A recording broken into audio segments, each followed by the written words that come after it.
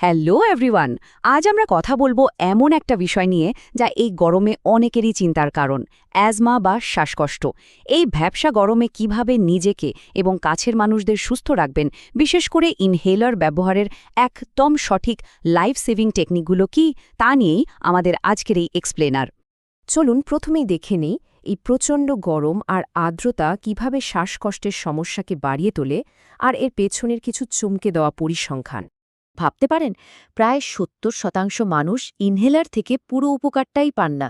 কারণটা কিন্তু ওষুধের দোষ নয়, বরং ব্যবহারের ভুল পদ্ধতি। ভুল নিয়মে নেওয়ার কারণে ওষুধ ফুসফুস পর্যন্ত পৌঁছাতেই পারে না।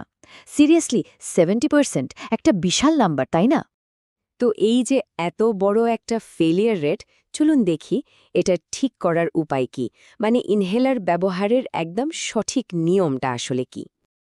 আসল ব্যাপারটা হচ্ছে মেকানিজম বা কৌশলটা আয়ত্ত করা। ওষুধ যাতে সরাসরি ফুসফুসেই পৌঁছায়, তার জন্য আমরা এখন ধাপে ধাপে একটা সিম্পল 5 স্টেপের টুল কিট নিয়ে কথা বলবো। এখানে কিন্তু টাইমিংটাই সব। প্রথম ধাপ, ইনহেলারটা 5 থেকে 10 বার খুব ভালোভাবে ছাকিয়ে নিতে হবে। এরপর দ্বিতীয় এবং সবচেয়ে ইম্পর্টেন্ট পার্ট, বুক ভরে লম্বা শ্বাস ছেড়ে ফুসফুস পুরো খালি করে ফেলুন। তৃতীয়ত, ইনহেলারের মাউথপিসটা দাঁতের মাঝে রেখে ঠোঁট দিয়ে শক্ত করে আটকে ধরতে হবে। এরপর চতুর্থ ধাপে, ঠিক যে মুহূর্তেই আপনি ইনহেলারে চাপ দেবেন, ঠিক সেই মুহূর্তেই খুব ধীরে ধীরে আর গভীরভাবে শ্বাস টানতে শুরু করবেন। আর সবশেষে পঞ্চম ধাপ, অন্তত 10 সেকেন্ড শ্বাস আটকে রাখুন, তারপর আস্তে আস্তে শ্বাস ছাড়ুন। বিশ্বাস করুন, এই নিখুঁত সিঙ্ক্রোনাইজেশনটাই ম্যাজিকের মতো কাজ করে। এর সাথে আরও একটা প্রো টিপ দিয়ে রাখি। ডাক্তার যদি একাধিক পাফ নিতে বলেন, তবে পরপর না নিয়ে অন্তত 1 মিনিটের একটা গ্যাপ রাখবেন। আর হ্যাঁ, স্টেরয়েড ইনহেলার ব্যবহারের পর অবশ্যই পানি দিয়ে ভালোভাবে কুলি করে মুখ ধুয়ে ফেলবেন। এটা মুখের ভেতরের স্বাস্থ্য ভালো রাখতে দারুণ জরুরি। ইনহেলার ব্যবহারের টেকনিক তো জানা হলো, এবার চলুন দেখি এই চরম গরম আর আর্দ্রতার সময় প্রতিদিনের পরিবেশ কিভাবে ম্যানেজ করা যায়। প্রতিদিনের কিছু ছোট ছোট অভ্যাস কিন্তু অনেক বড় পার্থক্য গড়ে দিতে পারে। যেমন ধরুন, সকাল 11টা থেকে বিকেল 4টের কড়ায় রোদটা এড়িয়ে চলুন। প্রচুর পানি খাবেন, কারণ শরীর ডিহাইড্রেটেড হলে ফুসফুসের মিউকাস বা শ্লেষ্মা ঘন হয়ে যায় আর তখনই শ্বাসকষ্ট বাড়ে।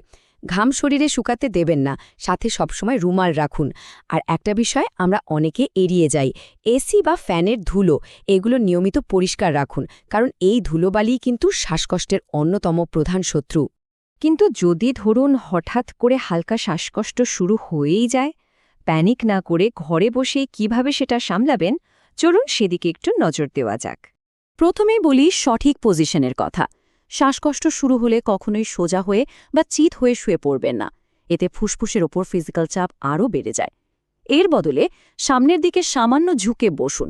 দেখবেন প্রাকৃতিকভাবেই ফুসফুস আর শ্বাসনালীর ওপর থেকে চাপ কমে গিয়ে বেশ আরাম লাগছে। এরপর ট্রাই করতে পারেন আদা চা। আদা কিন্তু দারুণ একটা প্রাকৃতিক অ্যান্টি ইনফ্ল্যামেটরি উপাদান। 1 কাপ গরম আদা চা সংকুচিত শ্বাসনালীকে প্রশমিত করতে আর ফুসফুসের ভেতরের প্রদাহ কমাতে খুব ভালো কাজ করে। আচ্ছা, এটা শুনে হয়তো একটু অবাক হতে পারেন। 1 কাপ কড়া কফি কিন্তু এমার্জেন্সি মুহূর্তে সাময়িকভাবে আপনার শ্বাসনালী খুলে দিতে পারে। এর ক্যাফেইনটা এখানে বেশ চমকপ্রদ কাজ করে। তবে হ্যাঁ, এটা মাথায় রাখতে হবে, এটা কিন্তু কোনোভাবেই আপনার রেগুলার ওষুধের বিকল্প নয়। আরাম পাওয়ার আরেকটা অত্যন্ত কার্যকরী উপায় হচ্ছে স্টিম ইনহ্যালেশন বা গরম পানির ভাপ নেওয়া।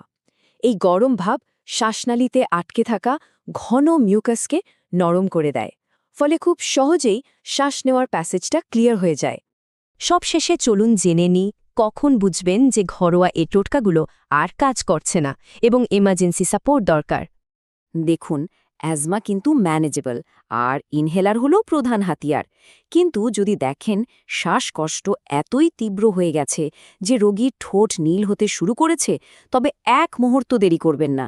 এটা একদম সিরিয়াস একটা ইমার্জেন্সি ওয়ার্নিং। এই পরিস্থিতিতে অবিলম্বে রোগীকে হাসপাতালে নেওয়াটা একেবারে মাস্ট। এখানে কোনো আপোস করা চলবে না।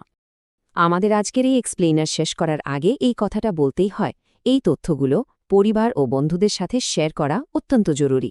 একটি শেয়ার হয়তো কারো শ্বাসকষ্টের মুহূর্তে অমূল্য জীবন বাঁচাতে পারে বা তাদের সুস্থ রাখতে সাহায্য করতে পারে। আর হ্যাঁ, ভবিষ্যৎ রেফারেন্সের জন্য এবং জরুরি মুহূর্তের দ্রুত নির্দেশিকা পেতে পোস্টটি সেভ করে রাখা সত্যি বুদ্ধিমানের কাজ হবে। সবাই ভালো থাকবেন আর সুস্থ থাকবেন।